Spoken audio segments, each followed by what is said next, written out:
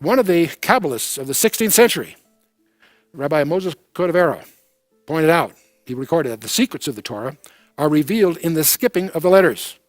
And this is one of the early allusions that caused scholars to start looking at this, where they've rediscovered things that were known to the early Kabbalists. And one of the many different forms, perhaps the least interesting of all the forms, but the one that's most popular today, is the equidistant letter sequence. What do I mean by that?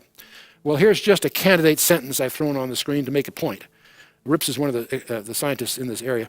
Rips explained that each code is a case of adding every fourth letter to form a word. Now, if you take every fourth letter of this sample sentence, and you take every fourth letter, it spells out another message. Read the code. Now, this is just an example to demonstrate what a equidistant letter sequence of 4 could contain. It's possible to put a message inside another message by dealing with an equidistant letter sequence. And so one of the Kabbalistic discoveries that a guy by the name of Weissmandel discovered after World War I, he lived between World War I and World War II, and he rediscovered something the Kabbalists had dealt with. The word Torah is 4 letters in Hebrew, the equivalent of what we would call a T, O, R, and H, a Tau, Vav, Resh, and He. And if you go to the first Tau, and you count 49 letters, 7 squared, you get to a Vav. You again count 49 letters, you get to a Resh. And you count another 49 letters, and you get a He. And that happens to spell Torah. Bear in mind, as I say, we write backwards compared to them, but you get the idea. Okay, so you say, well, gee, that's cute. Could be just an accident of circumstance. Yes, it could, I suppose. Let's take a look at Exodus. Same thing happens. You go to the first Tau, count 49 letters, you get a Vav. Count 49 letters, you get a Resh. Count 49 letters, you get a He. And again, you spell Torah. Now, for it to happen twice that way starts to suggest somebody did it on purpose. Trying to do something like that on purpose turns out, by the way, to be far more difficult than it looks at first.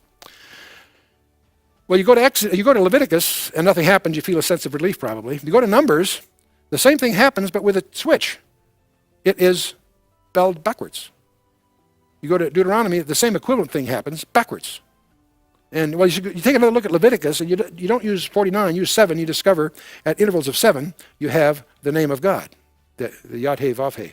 Now you stand back from this whole thing. In Exodus and Genesis, it goes forward. In Numbers and Deuteronomy, it goes backwards. And the suggestion the Kabbalists will tell you is that the Torah always points to Yad He Vav He.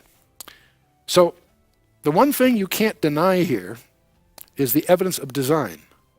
Somebody designed this package. And the more you study this package, the more you find laced all through it are evidences of very skillful design. And that's something that, in my opinion, we owe a debt to the Kabbalists for, because they're the ones that really reveal this to us. And why, you say, why 49?